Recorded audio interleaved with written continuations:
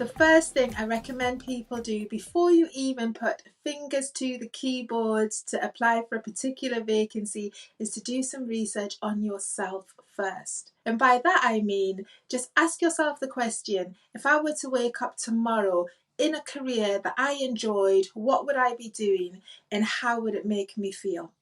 And then you just write whatever comes to your mind. Don't worry about money, don't worry about time, don't worry about your age, don't worry about contacts. Just write everything and anything that comes to your mind.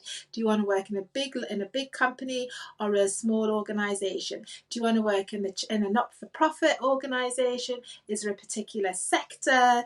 Team do you want to manage? Who do you want to report to?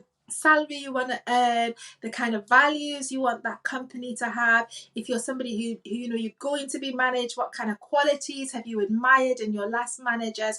Write it all down, because this gives you a picture of what you're looking for moving forward. Now, if you're like, actually, I don't really know what I want to do, then think about all the things that you've disliked in your past roles, because knowing what you don't want to do is often half the battle. It's the same as knowing what you do want to do.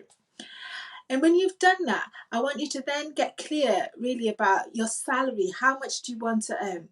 And I always say add 10% to your baseline. So if you're like, I've got to cover my bills, and I want to go on holiday once in a while, then you want to add that and then add 10% to that, because then that gives you your walk away fund. So if all else fails, I can actually start to live without needing to be employed. So you want to save 10% of your income towards that.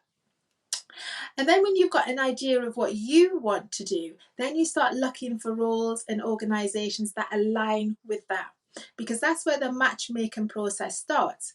Because then when you're starting to apply for the job, you're applying for the job from a place of one, real interest, and two, because it aligns with what you want to do. And that just makes your ability to write a cover letter, to tailor your CV, that much easier for you, because you're coming from a point of genuine interest. And as part of your research on the company, don't just be reading the job description and bam, that's it. No, you want to get on their website, you want to check out their latest news section.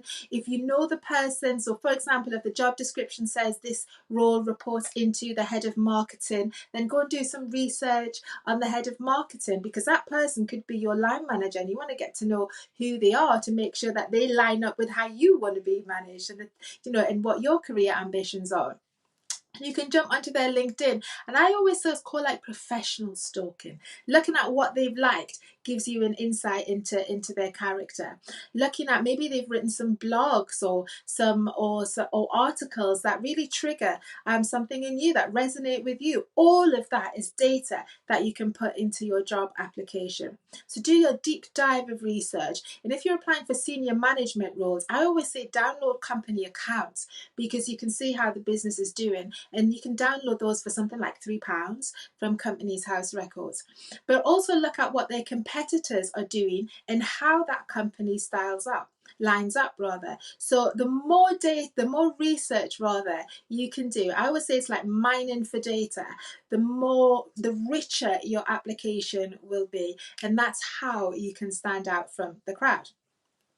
And another part of research for yourself is to looking at your core skills and your experiences. So I recommend you do what's called a SWOT analysis. So that's strengths, weaknesses, opportunities, and threats. So strengths, what are you really good at? What do people keep telling you that you boss at? Okay. And then you want to look at your weaknesses, or I prefer to call them areas of development. Where do you need to brush up? Are there any technical skills you need to work on? Any training, development that you need to get? Because you want to look at those areas too. And then you want to look at opportunities. So what opportunities have you had in your business to A, develop your strengths, and B, to get support around those areas of development or your weaknesses? And then your threats is so thinking about my weaknesses, how might they get in the way of me showcasing myself to my best ability in this application? Because in that sense, when you start thinking about it, your brain will automatically start looking for solutions. So you have your strengths, you have your weaknesses, you have your opportunities and these threats. Okay, so how am I going to get these experiences? Make sure that I don't fall into the trap of not applying for roles because I feel threatened in these areas. But doing as much work on yourself And as much research on the company will enable you to put forward an application that will make you stand out from the crowd. So essentially, the more research you do into yourself in terms of getting clear about what role, what sector, industry, money you want to earn, and the more research you do into the company and in the job that's on offer to make sure it taps into what you're looking for, the better quality application that you will put into, because your focus will be on quality of applications, not quantity of applications, because ultimately you're looking for that role that will help you build a career that you can enjoy. Now, an important component of your research is going to be into the salary. Now, I always say do as much research around the salary at the start before you've even applied, because you want to make sure that you can actually afford to do the job in the first place, right? Before an employer ever advertises a role, they know how much budget they have for that particular position. Now, the role might not be advertised with a salary because, one, they're trying to be competitive against their other competitors in that industry. Two, it might be because the person is still in that role and they don't want to advertise their salary. So you can just pick up the phone and ask how much this or what the salary bracket is for that role. Now, you may also want to do some research online. If the answer is no, we're not revealing that, then you can go online and you can look for comparable roles. And when you're looking at comparable roles, try to stick with those that are within a kind of a 10-mile radius from where you are, because what is advertised in, say, the north of England as a salary is going to be different from what might be advertised for a comparable role in the south of England. So do stick to your local area. So once you've got your baseline salary and you've added your 10% and maybe the other 10% for your savings if you can afford it, then that is the salary that you're looking for. That is your bracket, your baseline to the upper end, with your 20% additional. Now, if you think that actually the role, you find out what the salary is for that role and you think, actually, I really want to work with this organisation. There might be lots of other reasons. It could be your first job in a sector that you're trying to get into. Then you may want to compromise on some of those financial aspects yourself. That is your choice.